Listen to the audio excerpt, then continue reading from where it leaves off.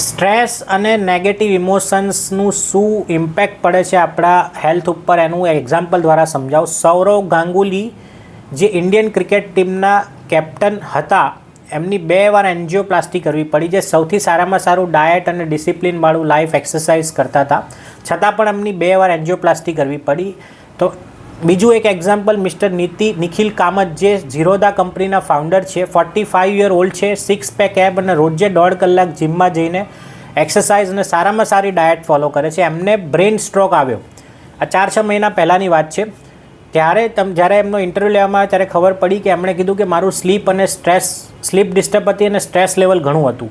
તો મિત્રો અહીંયા સમજવાની જરૂર છે કે આપણે સારું ડાયટ અને એક્સરસાઇઝ કરીશું, પણ જો સ્લીપ ઉપર ધ્યાન નહીં આપીએ, સ્ટ્રેસ લેવલ વધારે હશે, નેગેટિવ ઇમોશન્સ હશે, સરાઉન્ડિંગ એન્વાયરમેન્ટ સ્ટ્રેસવાળું હશે, તો ક્યાંક ને ક્યાંક સાયન્ટિફિકલી આ પ્રૂવ થઈ ચૂક્યું છે કે આ બધું આપણી હેલ્થ ઉપર ઇમ્પેક્ટ કરશે, નેગેટિવ ઇમ્પેક્ટ કરશે.